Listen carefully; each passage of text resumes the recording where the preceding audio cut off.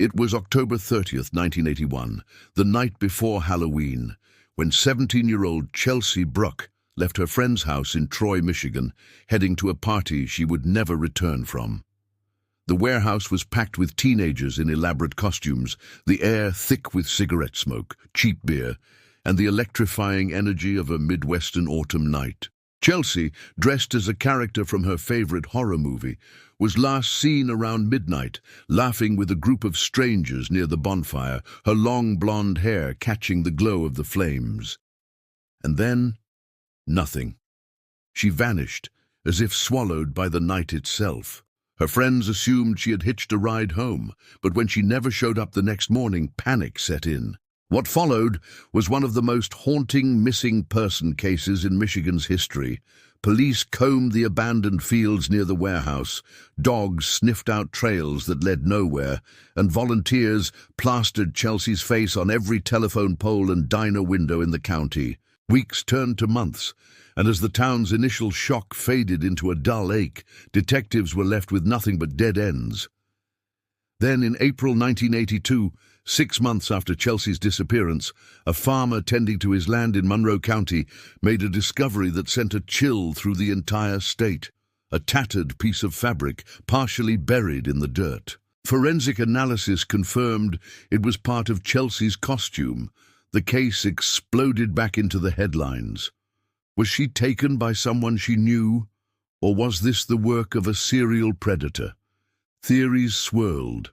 A drifter passing through town, an obsessed admirer from school, or even a truck driver who had vanished the same night. Then the real breakthrough, DNA found on Chelsea S., remains matched that of a local construction worker with a violent past, an ex-convict with a record that painted a chilling picture. But as authorities closed in, he disappeared.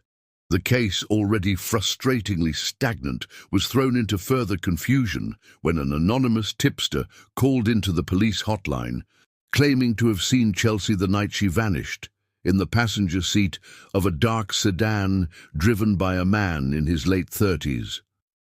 Police released a composite sketch based on the tipster's description, but despite the eerie resemblance to their primary suspect, no one could definitively confirm the identity of the driver.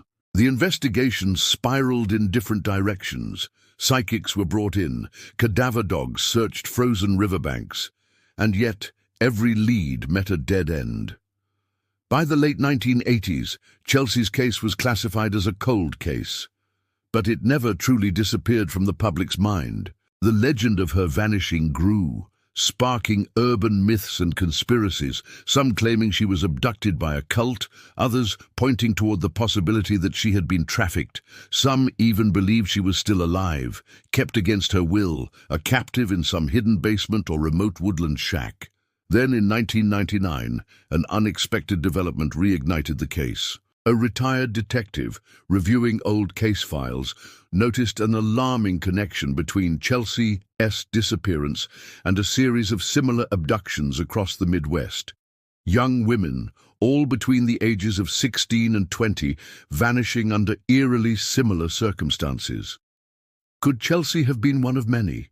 As the FBI took a fresh look at the evidence, they discovered overlooked DNA markers that suggested a second perpetrator, someone who may have been working alongside the construction worker who had initially been suspected.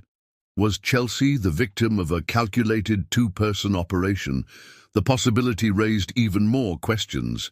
If there was another person involved, who was he? And was he still out there, preying on others? A deeper look into the suspect's past revealed disturbing details. He had worked on job sites across several states, always moving, never staying in one place for long. Several women in the area had reported feeling uneasy around him. Some had even told friends they felt they were being watched. But without concrete evidence, police had nothing to hold him on. The real blow came when they discovered that one of the lead detectives had made an error early in the investigation, mishandling crucial DNA evidence. That mistake meant that a key piece of forensic proof was now inadmissible in court. In 2015, Chelsea's family pushed for modern forensic testing, leveraging new advancements in DNA analysis. The results were promising. A partial fingerprint on the piece of costume found years earlier yielded a potential match. But just as authorities closed in, the suspect, an aging man living under a different name in Arizona, died before he could be questioned. Further complicating matters, his death was suspicious, an apparent suicide, but with inconsistencies that raised more questions than answers. Had he taken his own life out of guilt? Or was someone else involved, ensuring he never had the chance to speak? To this day, the case remains open, a grim reminder of how easily someone can slip through the cracks of justice. Theories continue to evolve, and every few years a new lead emerges, a sighting, a confession, a chilling recollection from someone at the party.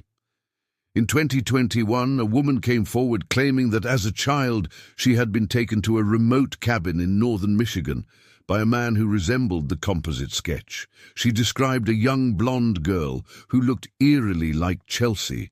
Investigators followed the lead, but the cabin had long since been abandoned, the records lost, the trail gone cold.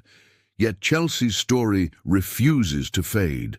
Online communities dedicated to solving cold cases continue to pore over the details, hoping to unearth the missing puzzle piece.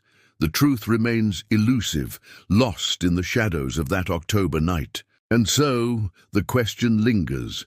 Who took Chelsea Bruck, and how has he managed to evade justice for over 4 decades?